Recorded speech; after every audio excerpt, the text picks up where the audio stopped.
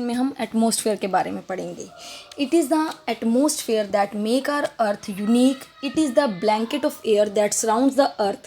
कहते हैं कि अब जो एटमॉस्फेयर है वो एक ब्लैंकेट की तरह काम करते हैं अर्थ के लिए। The air is mix of gases such as nitrogen 78%, oxygen 21%, carbon dioxide 0.6%। ये हमारी अर्थ में एटमॉस्फेयर में लाई करती हैं। Living organism breathe in the oxygen from the air and breathe out carbon dioxide into the air. Living beings जो हैं, human beings हैं, वो ऑक्सीजन कंज्यूम करते हैं और कार्बन डाइऑक्साइड रिलीज करते हैं, छोड़ते हैं। The atmosphere also protect us from the harmful rays of the sun. यही एटमॉस्फेयर है जो हमें हार्मफुल सन रेज से बचाता है। Besides plants take their supply of carbon dioxide and nitrogen for photosynthesis from the atmosphere. तो ये सारी चीज़ें ही, कार्बन डाइऑक्साइड जो है वो प्लांट्स कंज्यूम करते हैं, नाइट्रोजन की हेल्प से जो है प्लांट्स अपना फोटोसिंथेसिस मतलब अपना फूड बनाते हैं। We get some water supply in the form of rain and snow from the water vapour present in the atmosphere. तो हमारे एटमॉस्फेयर में हमें रेन जो और स्नो मिलती है वो वाटर वेपर से मिलती है। अब इसका स्ट्रक्चर क्या है? Structure the atmosphere extend up to the height of about 1600 kilometre. The atmosphere can be divided into 5 layers. ये लेयर्स के बारे में 6th में भी जो है 7th में भी आगे डिटेल में जो है आपको आप पढ़ेंगे। तो इसमें एक थोड़ा नटशल बताया गया है कि 5 लेयर्स है जिसमें there is a thin buffer zone between each 2 layers. जो जैसे जैसे हम ऊपर जाएंगे ये लेयर्स जो है वो थिन होती जाती हैं। सबसे पहले है troposphere is the lowest layer with the cloud and all weather occurrence. Rainfall, thunderstorms जो हैं, लाइटनिंग, क्लाउड फॉर्मेशन, वो इसी लेयर में बनते हैं। सो सच अ स्ट्रॉन्ग, तो here the temperature decrease with the height. जैसे जैसे हम लोग ऊपर जाएंगे तो वो टेम्परेचर डिक्रीज होता जाएगा। The troposphere extend from the surface of the earth and an altitude varies from up to 17 kilometre. Next is stratosphere is the region where the ozone layer which observe the harmful ultraviolet rays of the sun and prevent them from reaching us. कहते हैं कि stratosphere जो है वो हमें बचाता है जो सन रेज की जो अल्ट्रावायरस रेंज आती हैं उससे। और टेम्परेचर जैसे जैसे हम लोग ऊपर बढ़ेंगे इंक्रीज़ होता जाएगा। और ये वही लेयर है जहाँ पे प्लेन्स और जेट जो है उड़ने के काबिल होते हैं। इसी लेयर में जो है वो उड़ते हैं। Next is mesosphere. Mesosphere is the third layer of the sea to decrease the temperature with an increase in altitude. Mesosphere ऐसी लेयर है जैसे उसके ऊपर और जाएंगे तो टेम्परेचर और गिरता जाएगा. Ice crystal clouds are found here. It extend from the stratosphere to around 80 km above sea level. Next is thermosphere is the very hot layer where the temperature of the gases are extremely high. देखिए बहुत ऊपर आ चुके हैं हम, तो ये thermosphere की layer है और यहाँ पे बहुत ज़्यादा टेम्परेचर हाई पाया गया है क्योंकि बहुत सारी गैसेज है. Exosphere is the outermost limit of the our atmosphere. सबसे ऊपर वाली और सबसे लास्ट वाली लेयर है और एटमोसफेयर इसमें जाके जो स्पेस में मर्ज हो जाता है. इसी वजह तो स्पेस में जो है लोग उड़ते हैं क्योंकि वहाँ पे हवा नहीं है, प्रेशर रहता है हवा का. इसी वजह से जो है ये लेयर सबसे हाईएस्ट लेयर मानी गई है. Next is biosphere.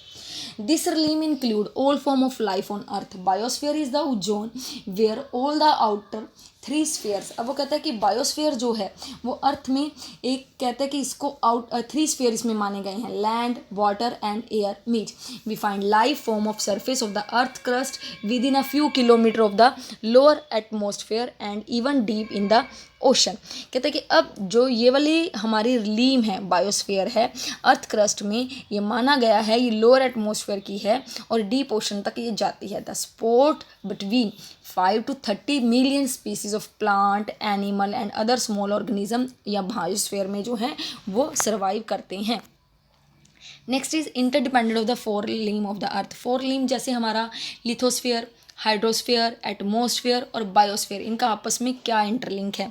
दो each of 4 limb of the earth has its own unique feature. They are dependent on one another. मतलब एक के बिना दूसरा जो लिम्ब है वो किसी काम का नहीं माना गया.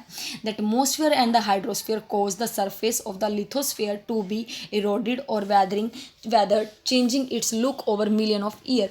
कि क्या होता है एटमोसफियर की वजह से और लिथोस्फीयर में जितने भी वेदर की चेंजेस होती है कितने ही मिलियन ईयर से ये चलता आ रहा है process. They also support the biosphere as they are source of gases such as oxygen for human and other member of animal, carbon dioxide and water. तो जितने भी बायोस्फीयर है वो भी अर्थ के लिए इंपॉर्टेंट माना गया है क्योंकि हाँ यहाँ पे ही जो है बहुत सारी गैसेस, ऑक्सीजन जो सबके लिए ज़रूरी है एनिमल्स के लिए एंड कार्बन डाइऑक्साइड जो है प्लांट्स के लिए ज़रूरी है.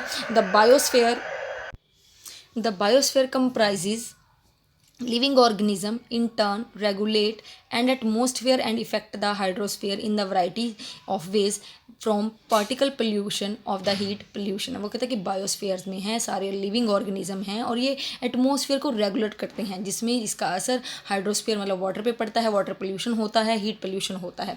The biosphere also contain humus through plants, it breaks down to the top several dozen feet of the lithosphere into the fractured rocks and by mixing that with that produce the soil we see around the world। वो कहते हैं कि क्या होता है, जब plants गिर जाते हैं, मर जाते हैं, टूट जाते हैं, जो माउंटेन्स ब्रेक होती हैं, उससे आगे जाके कई तरह के प्रोसीजर से सॉइल बनती है। The glacier of the hydrosphere can source canyon and sea beds moving to the reshape portion of the lithosphere. जैसे जैसे ये ग्लेशियर्स फूटते हैं, नए झरने बनते हैं, नए स्ट्रीम्स बनते हैं, तो ये अर्थ को हर बार रीशेप करते रहते हैं, नई नई प्रोपोर्शन इसमें बनते रहते हैं। The organism in the biosphere develop over million of years and learn to adapt themselves to extreme weather condition and temperature। वो कहते हैं कि अलग अलग ऑर्गेनिज्म बायोस्फीयर में मिलियन ईयर से ही आते रहे हैं और इस यहाँ के टेम्परेचर को अडॉप्ट करने में और यहाँ की कंडीशंस को अडॉप्ट करने में वो इनको जो है वो हैबिचुअल है, डेवलप करते रहे हैं अपने आप को।